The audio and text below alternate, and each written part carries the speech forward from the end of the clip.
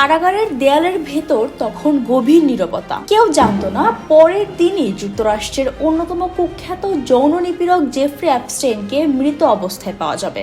কিন্তু অবাক করার বিষয় হলো, মরার একদিন আগেই যেন তার মৃত্যুর ঘোষণা লিখে রাখা হয়েছিল।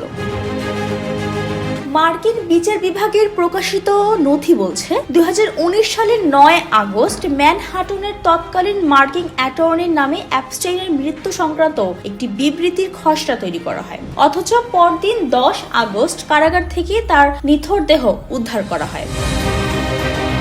খসড়ায় লেখা ছিল কারাকক্ষে অচেতন অবস্থায় অ্যাপস্টেইনকে পাওয়া গেছে এবং পরে মৃত ঘোষণা করা হয়। সেখানে বলা হয় তার মৃত্যু ভুক্তভোগীদের ন্যায় বিচারে প্রভাব ফেলতে পারে, তবে তদন্ত চলবে। নথি অনুযায়ী তাকে কমলা রঙের চাদর বা পোশাক দিয়ে ঝুলন্ত অবস্থায় পাওয়া যায়। সরকারি মতে ঘটনাটি আত্মহত্যা বলা হলেও শুরু থেকেই এ নিয়ে চলছে বিতর্ক।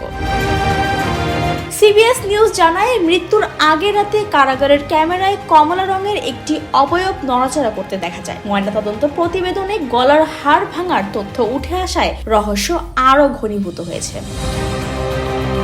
সব মিলিয়ে মৃত্যুর আগেই প্রস্তুত করা ঘোষণাপত্র, রহস্যময় ক্যামেরা ফুটেজ আর বিতর্কিত ময়নাতদন্ত অ্যাপস্টেইনের মৃত্যু আজও প্রশ্ন ছুড়ে দিচ্ছে। এটা কি সত্যি আত্মহত্যা, নাকি এর আড়ালে আছে আরও কোনো গভীর অজানা গল্প?